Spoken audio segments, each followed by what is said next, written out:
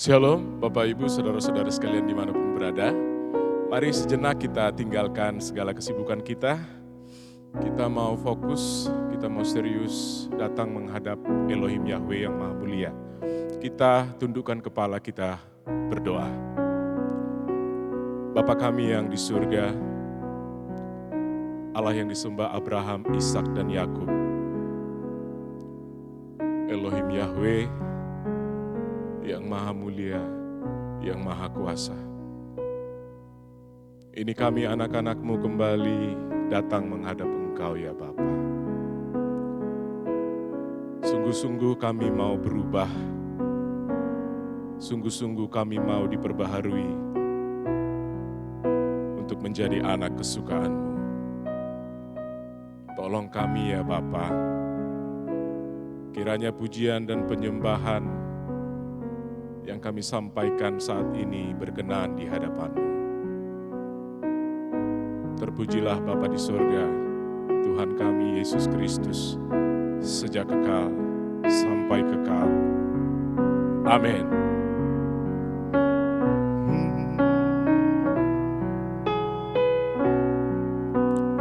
Ajarku Dia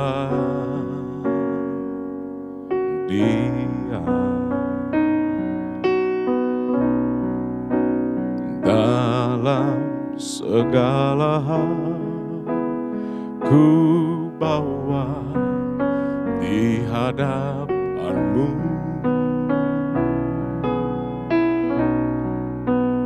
Ajarku Dia, tetap Dia.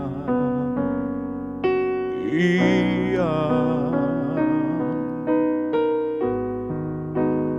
hanya menantikan tangan-Mu membelaku. Ajarku Dia, ajarku Dia, Dia.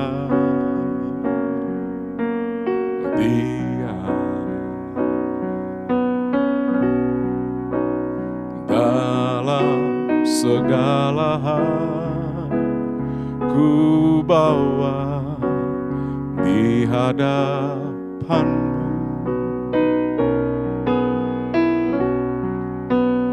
Ajarku Dia, tetap Dia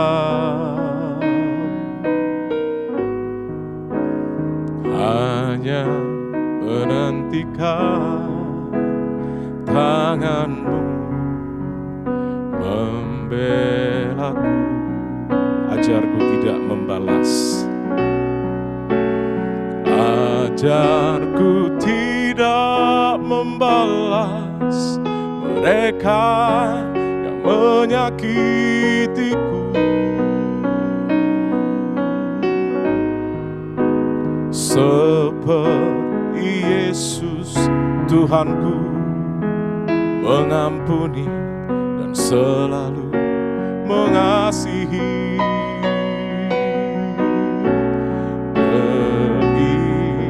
Keindahan kasih Tuhan memancar di dalam hidupku, menjadi saksi bagi-Mu, nyatakan keagungan-Mu. Kembali dari awal kita nyanyikan. Ajarku Dia, Dia, Dia.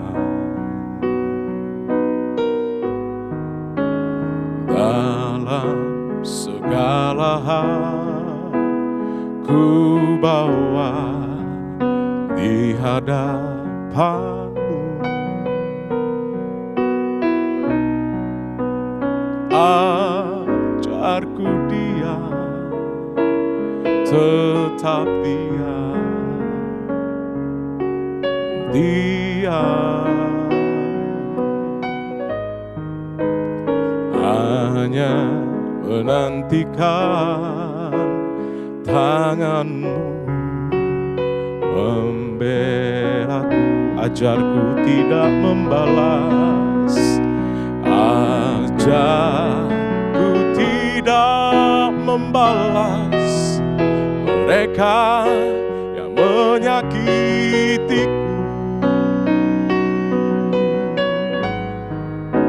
Seperti Yesus Tuhanku mengampuni dan selalu mengasihi.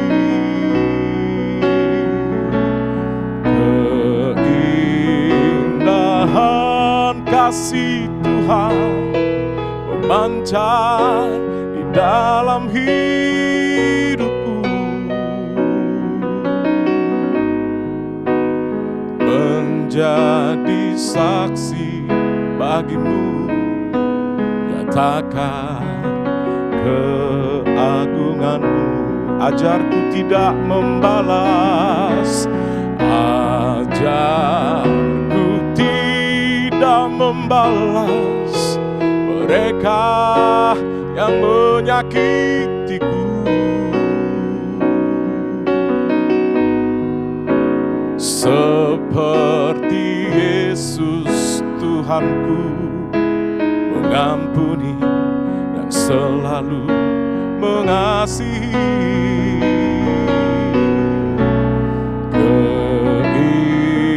Keindahan kasih Tuhan memancar di dalam hidupku, menjadi saksi bagimu. Nyatakan keagunganmu, menjadi saksi, menjadi saksi bagimu. Nyatakan keagunganmu, menjadi saksi, menjadi saksi bagimu. Nyatakan keagunganmu. Sungguh tidak mudah bagi kami untuk diam dalam segala hal, Bapa. Tapi kami mau, kami bersedia untuk diajar diam oleh-Mu. Karena dengan begitu, baru kami bisa menyenangkan-Mu.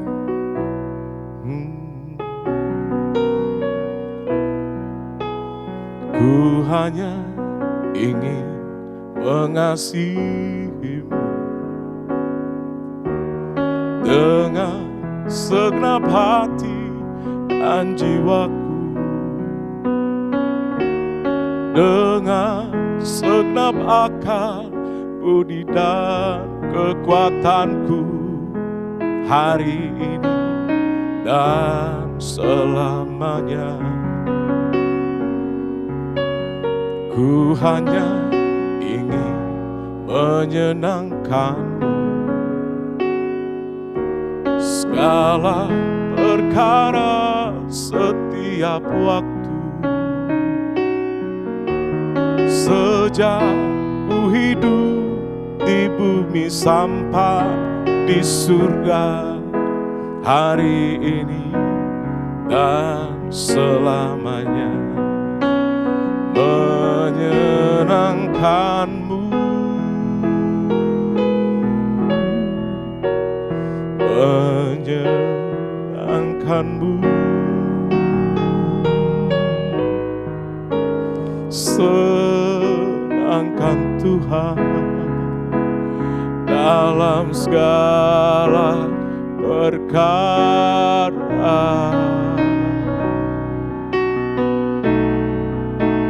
menyenangkan-Mu, senangkan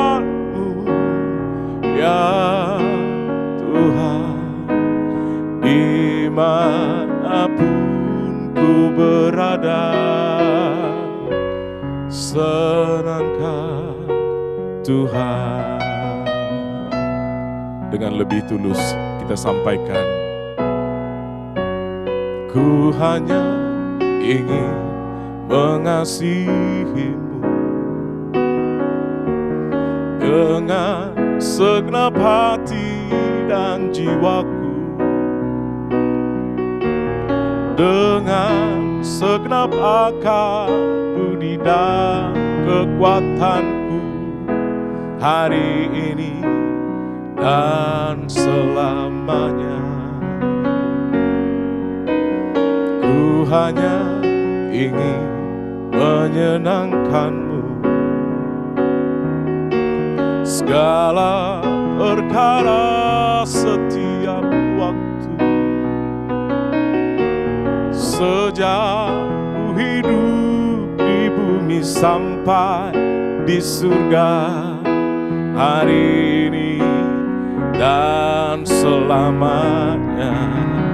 Menyenangkanmu, menyenangkanmu, senangkan Tuhan dalam segala perkara.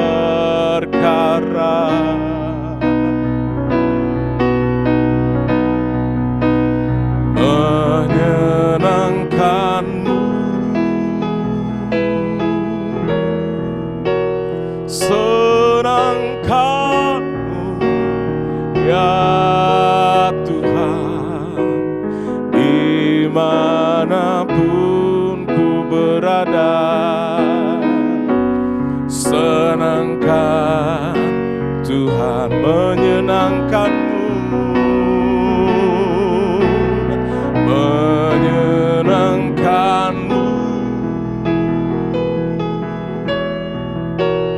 menyenangkanmu,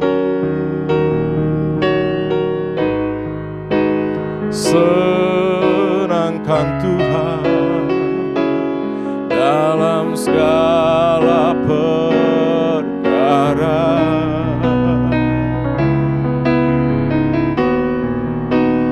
Menyenangkanmu, senangkanmu, ya Tuhan, dimanapun ku berada, senangkan Tuhan dimanapun, dimanapun ku berada, senangkan Tuhan dimanapun, dimanapun ku berada, senangkan Tuhan.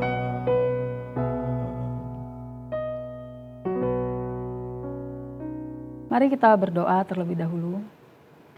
Bapa, kami bersyukur untuk kesempatan kami boleh mendengarkan kembali firman-Mu. Biarlah kami dikuatkan, ditegur, bahkan dinasehati, agar hidup kami terus bertumbuh dan berbuah seturut kehendak-Mu. Kami siapkan hati kami untuk menerima kebenaran firman-Mu. Di dalam nama Tuhan Yesus kami berdoa. Amin. Shalom Bapak Ibu Saudara sekalian. Sadarkah Bapak Ibu Saudara sekalian bahwa terkadang kita melihat atau bahkan mungkin kita mengalami sendiri, kita sering mendengar firman Tuhan, sering melihat firman Tuhan, membaca firman Tuhan, tetapi terkadang kita seperti tidak mengalami perubahan di dalam kehidupan kita, di dalam perilaku hidup kita.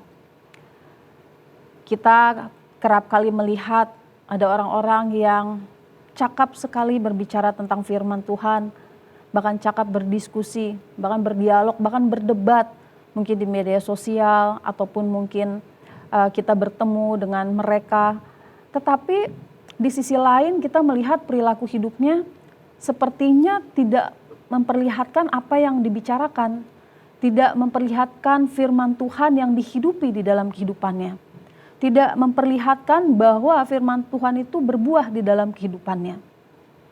Ini adalah hal yang sering kita lihat atau bahkan mungkin sering kita alami. Mengapa kita sering mendengarkan firman Tuhan, membaca firman Tuhan, tetapi firman Tuhan tersebut tidak berbuah di dalam kehidupan kita? Nah, pada saat ini kita akan belajar, kita mau belajar bersama-sama, Bapak Ibu Saudara sekalian belajar dan saya juga belajar, kita sama-sama belajar bagaimana akhirnya setiap firman Tuhan yang kita dengar, kita baca, kita pelajari, kita diskusikan, itu bisa menghasilkan perilaku kehidupan kita yang berbuah dan tentunya menyenangkan hati Tuhan. Topik yang saya mau bagikan pada saat ini adalah tentang seni berbuah. Kalau kita lihat ke dalam Kamus Besar Bahasa Indonesia, kata seni itu memiliki banyak arti.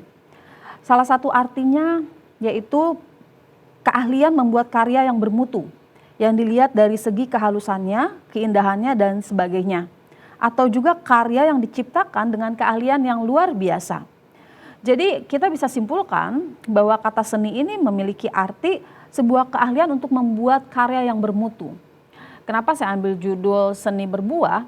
Berarti untuk kita bisa sampai ke tahap berbuah, kita membutuhkan dalam tanda kutip keahlian. Bicara keahlian berarti sesuatu yang tidak bisa dilakukan dengan sekali, sesuatu yang harus dilakukan dengan berkelanjutan, sesuatu yang harus digeluti. Kalau Bapak Ibu melihat orang lain atau mungkin Bapak Ibu Saudara sekalian memiliki keahlian, tentunya keahlian itu didapatkan melalui proses yang cukup panjang, melalui tahapan-tahapan yang cukup panjang, melalui upaya, melalui banyak juga pengorbanan yang harus dilakukan untuk memperoleh sebuah keahlian. Nah, untuk berbuah sendiri tentu tidak bisa didapatkan dengan begitu saja. Nah, kita mau belajar dari Matius 13 ayat 1 sampai 9 dan 18 sampai 23. Tentu Bapak Ibu Saudara sekalian sudah pernah mungkin membaca tentang firman Tuhan ini atau bahkan mungkin sudah pernah mendengar atau berdiskusi tentang firman Tuhan ini. Mari kita sekali lagi kita mau melihat firman Tuhan ini dan kita belajar dari firman Tuhan ini tentang perumpamaan penabur yang menabur benih di atas tanah. Tentu firman Tuhan ini bicara tentang bagaimana kerajaan surga itu disampaikan kepada para pendengarnya. Dan ini adalah perumpamaan yang Tuhan Yesus sampaikan dan ingin memberikan kita makna yang tentunya akan membuat kita akhirnya belajar bagaimana kita bisa memiliki seni berbuah. Kehidupan kita itu berbuah. Jadi kita bukan hanya sekedar mendengar firman Tuhan, bukan hanya sekedar kita belajar mempercakapkan firman Tuhan, tetapi kita tidak menjadi pelaku firman Tuhan, bahkan tidak berbuah. Nah, kita mau belajar dari Matius ini, bagaimana Tuhan mengajarkan kita dari perumpamaan ini, bagaimana seharusnya kita bersikap terhadap firman Tuhan yang kita dengar, terhadap berita-berita kerajaan surga, terhadap kebenaran yang kita dengar dalam kehidupan kita. Kalau kita melihat di dalam perumpamaan yang Yesus ceritakan, kita lihat di situ bahwa semua orang itu punya kesempatan untuk mendengarkan firman Tuhan, Bapak Ibu Saudara sekalian. Karena tentu Allah, Tuhan Yesus tidak memberikan firman Tuhan itu hanya khusus kepada orang-orang tertentu. Mereka yang percaya pasti diberikan firman Tuhan untuk menjadi bekal di dalam kehidupannya. Masalahnya adalah tidak semua memiliki respon yang benar. Tidak semua firman Tuhan itu jatuh di tanah yang baik. Tidak semua akhirnya memberikan buah kehidupan dari firman Tuhan yang didengar. Dan ini yang harus kita gumulkan bersama-sama. Sudah berapa lama kita menjadi orang Kristen? Sudah berapa sering kita mendengarkan firman Tuhan? Bahkan mungkin setiap hari kita mendengarkan firman Tuhan. Tetapi mengapa kita tidak juga menunjukkan adanya buah kehidupan dari kehidupan kita yang diubahkan? Tandanya ada yang salah dengan hidup kita. Ada hal yang masih harus diperbaiki. Ada hal yang masih terus dilatih. Sehingga akhirnya kita ahli di dalam mendengarkan dan melakukan firman Tuhan. Itu yang saya katakan tadi, seni berbuah. Maksudnya adalah kita terus menggali hidup kita, menggarap hidup kita. Tuhan tentu ingin menggarap kehidupan kita agar menjadi orang-orang percaya yang memiliki buah yang bisa dinikmati oleh Tuhan. Tetapi tidak terlepas dari upaya kita, bagaimana kita pun mengkoreksi diri kita, bagaimana kita pun memberi diri kita digarap oleh Tuhan. Kalau kita melihat ada berbagai jenis tanah yang disampaikan dalam perumpamaan ini. Yang pertama dikatakan di situ di ayat 4, pada waktu ia menabur, sebagian benih itu jatuh di pinggir jalan. Lalu datanglah burung dan memakannya sampai habis. Lalu kemudian sebagian lagi jatuh di tanah yang berbatu-batu, yang tidak banyak tanahnya, lalu benih itu pun segera tumbuh karena tanahnya tipis. Tetapi sesudah matahari terbit, layulah ia dan menjadi kering karena tidak berakar. Sebagian lagi jatuh di tengah semak duri, lalu makin besarlah semak itu dan menghimpitnya sampai mati. Dan sebagian jatuh di tanah yang baik lalu berbuah.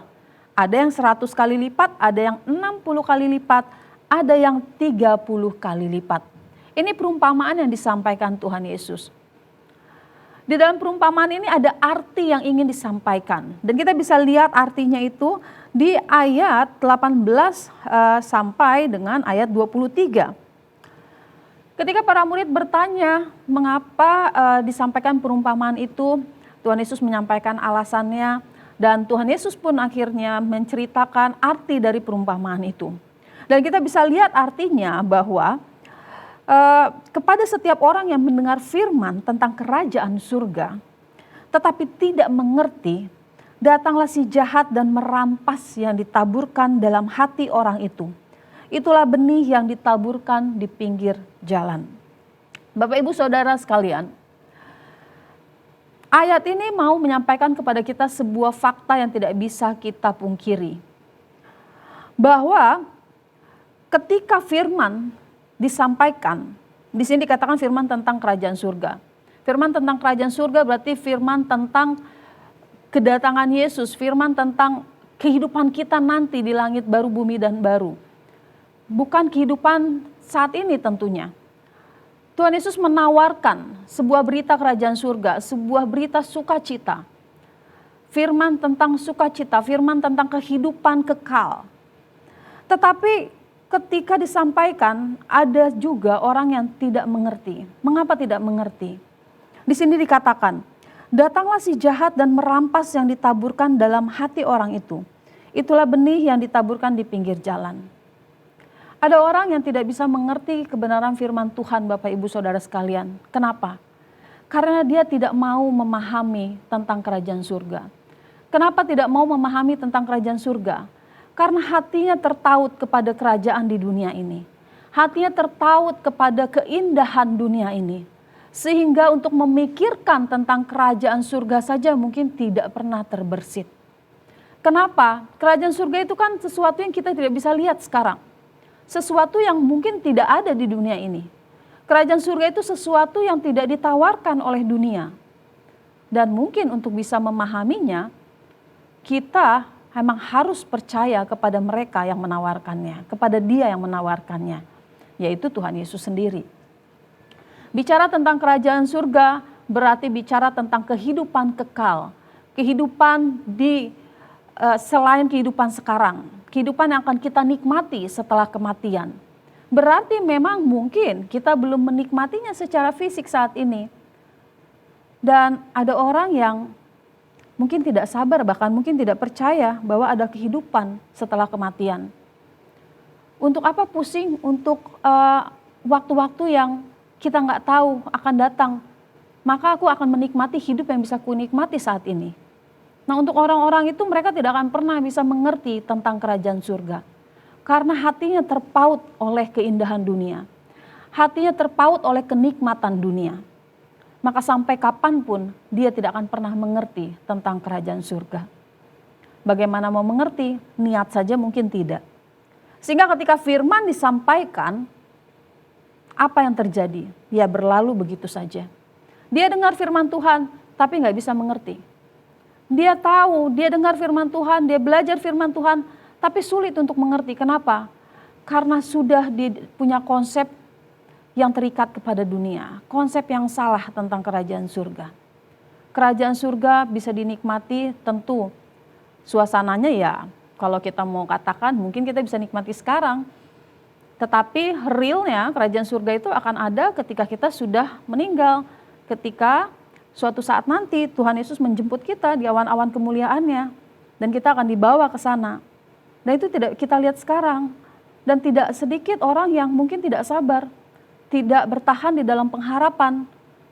Terhimpit oleh kesusahan sehingga akhirnya bayangan tentang kerajaan surga itu kabur. Bayangan tentang kerajaan surga itu tertutup oleh kegelapan dunia ini. Tidak akan pernah bisa mengerti. Sehingga akhirnya firman Tuhan itu berlalu begitu saja.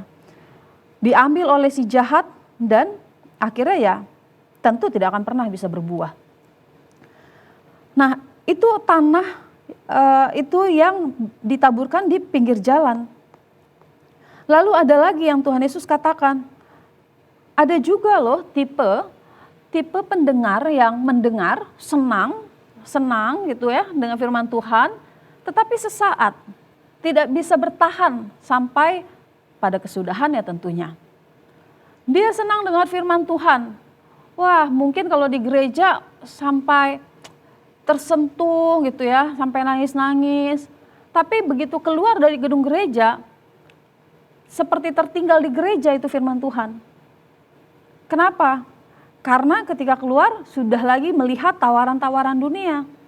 Sudah lagi tidak ingat lagi apa yang disampaikan ketika dia mendengar firman Tuhan.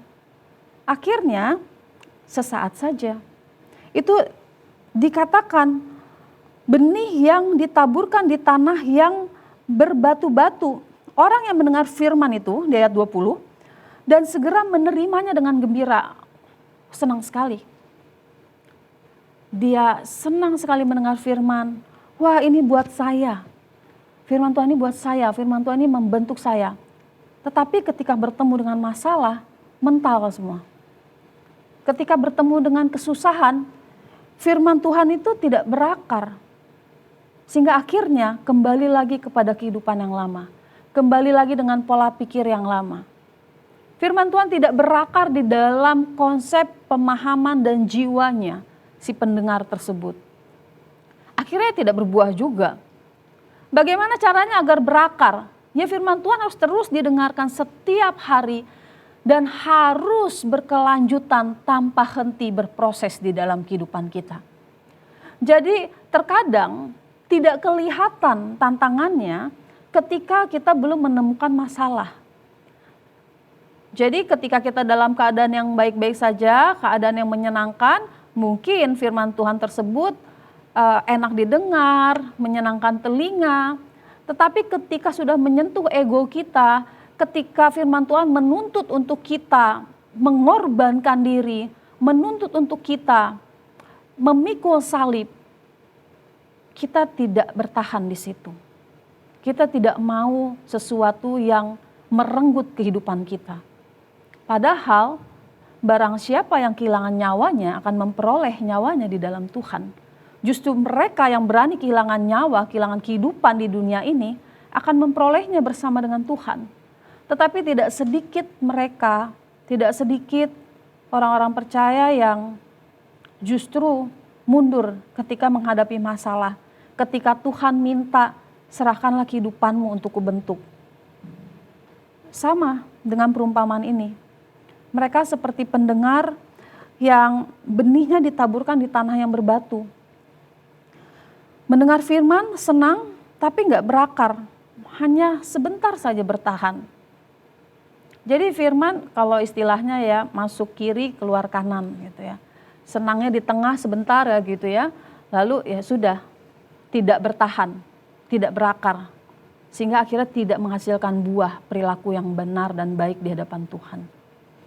Jadi sesaat saja, oh iya saya mau bertobat. Duh firman Tuhan ini luar biasa. firman Tuhan ini sungguh mengubahkan hidup saya. Tapi ketika Tuhan izinkan menghadapi satu situasi yang membuat kita harus berubah, kita tidak siap. Itu tandanya firman Tuhan tidak berakar. Tandanya kita tidak membiarkan firman Tuhan tersebut berakar. Tidak mau diproses. Ya tentu tidak akan pernah bisa berbuah. Tidak ada hal yang diproses di situ. Di sini juga dikatakan yang ditaburkan di tengah semak duri ialah orang yang mendengar firman itu, lalu kekhawatiran dunia ini dan tipu daya kekayaan menghimpit firman itu sehingga tidak berbuah. Ada lagi tipe pendengar yang lain. Ada mereka yang mendengar firman Tuhan, mulai mau diendapkan di dalam jiwanya, mulai mau berakar, mulai mau berproses, tetapi ketika menghadapi masalah, terhimpit masalah-masalah duniawi, mereka tidak tahan dan akhirnya mereka beralih kepada apa yang dunia tawarkan. Firman Tuhan mengatakan tipu daya kekayaan. Tipu daya kekayaan bisa kita gambarkan sebagai tipu daya kesenangan-kesenangan dunia. Kekayaan tentu pasti menggiurkan, karena dalam tanda kutip jaminan kemudahan mungkin bisa didapatkan. Jaminan untuk tidak lama-lama diproses di dalam masalah, itu yang ditawarkan. Semuanya gampang. Dengan kekayaan semua bisa diatur. Tetapi apakah benar hal itu akhirnya bisa membuat kita bertumbuh dalam Tuhan? Tentu tidak. Justru hal itulah yang membuat kita menjadi mati di dalam pertumbuhan iman kita. Kita tidak akan pernah bisa berbuah. Kenapa? Karena ketika menghadapi masalah, jadi ada istilah gini, kapan ya selesai dari masalah? Capek kok kayaknya jadi orang Kristen, masalah terus. Akhirnya bosan punya masalah, udahlah cari selingan. Akhirnya melihat kepada tawaran dunia. Firman Tuhan mengatakan tipu daya kekayaan, tipu daya kemewahan, tipu daya kesenangan-kesenangan dunia. Banyak orang yang tidak bertahan di dalam penderitaan. Padahal sebenarnya penderitaan itu membawa ketekunan.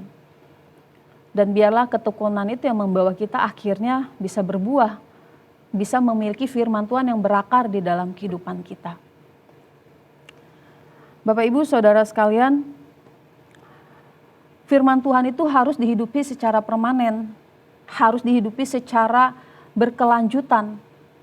Walaupun mungkin bertahap berproses di dalam kehidupan kita, tetapi jangan pernah berhenti untuk berproses.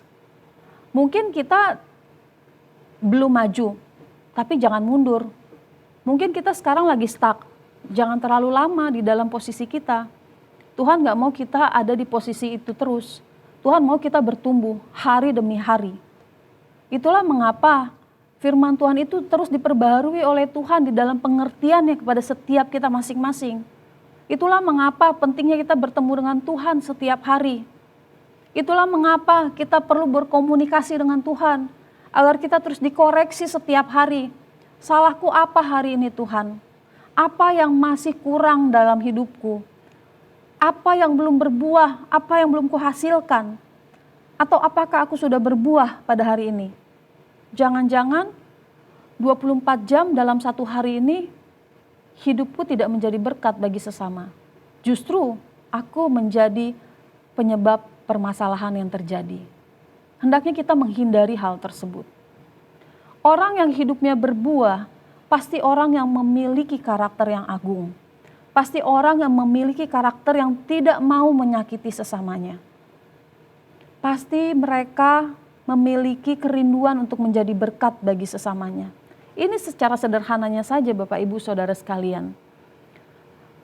Kita hidup hari demi hari, kita hidup di proses Tuhan detik demi detik. Maka mari kita memberi diri untuk diproses melalui firman yang kita dengar. Mungkin kita nggak baca satu hari itu, kita baca seharian, toh kita punya kegiatan.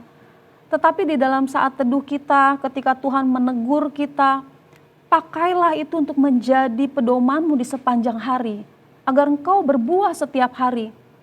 Tidak usah berpikir sesuatu yang besar, tetapi lakukanlah itu day by day, detik demi detik. Bagaimana perkataanku memberkati sesamaku. Bagaimana firman Tuhan itu menjaga mulutku untuk tetap diam, tidak bereaksi untuk sesuatu yang tidak perlu kita responi. Bagaimana firman Tuhan itu menjaga gerak langkah kita untuk tidak salah melangkah. Itu kita lakukan day by day.